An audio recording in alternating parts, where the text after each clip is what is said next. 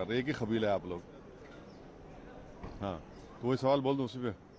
Sir, प्रधानमंत्री ने जो फास्ट ट्रैक कोर्ट की बात है, उन्होंने कहा कि हम युवाओं के साथ हैं, क्या कहेंगे इस पूरे विषय पर? देखिए, प्रधानमंत्री तो एक तरफ ये बात कह रहे हैं और आज उनकी सरकार ने दिल्ली पुलिस कमिश्नर को नेशनल सिक्योरिटी एक्ट के तहत कमिश्नर ऑफ दिल्ली पुलिस को ये पावर दिया है कि वो 12 महीने तक डिटेंशन में बच्चों को रख सकेंगे।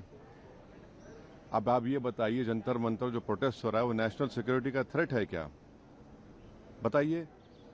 देश का 50% आबादी जो है 25 साल से कम उम्र का है, वो लड़के अपने फ्यूचर के लिए अच्छा करने के लिए जिनकी जिंदगी बर्बाद हो गई, वो आकर प्रोटेस्ट कर रहे हैं, तो मोदी सरकार बोलती है कि नेशनल सिक्योरिटी का थ्रेट है।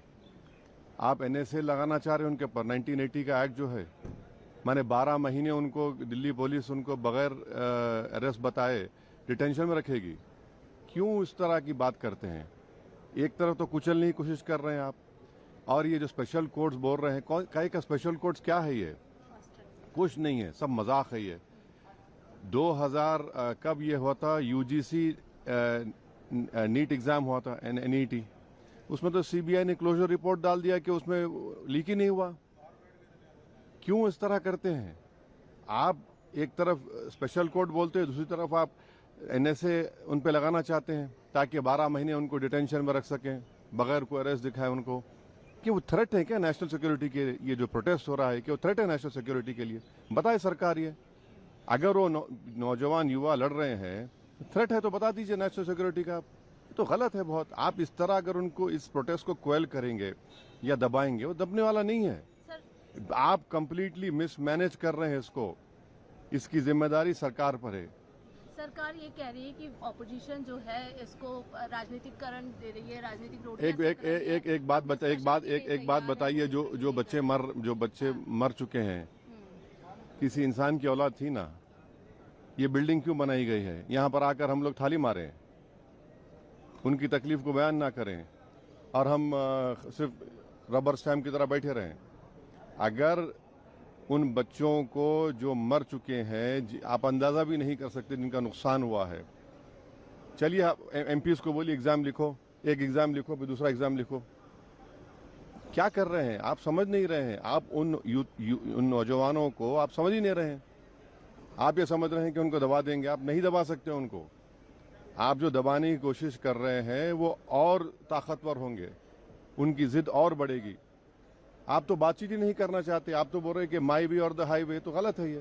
सर, ये जो डिस्कशन की पार्लियामेंट्री अफेयर्स मिनिस्टर ने दोनों हाउस में बोला है, कह रहे हैं हम लगातार अपील कर रहे हैं कि डिस्कशन के लिए आए जो तमाम। एक बात सुनिए, जो इस सरकार का कंटिन्यूअस बिहेवियर रहा है, आंदोलन हुआ एडवोकेट्स का, आंदोलन हुआ किसानों का लाल किले के पास, CAA का प्रोटेस्ट हुआ जिसमें पुलिस ने जामे मिलिया में घुसकर लाइब्रेरी, कैंटीन, हॉस्टल में मारा, एक बच्चे की आंख चले गई, सर पैर तोड़ दिया गया। आप इसी तरह से अगर इस मेथड को अडॉप्ट करेंगे, आपको कुछ हासिल नहीं होगा। बल्कि जनता में ये बात जा रही है कि रोड पर निकलने से ये बीजेपी सरकार डरती है, पार्लियामेंट में डिबेट से नहीं डरती है वो।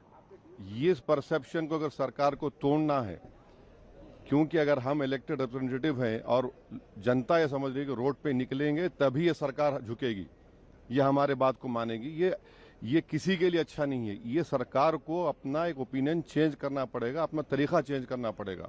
आप कौन सा ग्राउंड है आपका? हम तो जनता के नुमाइंदे हैं ना। बस चलिए, हो गया बस। मेरे साथ सरकार ये कह रही है कि आप लोग संसद में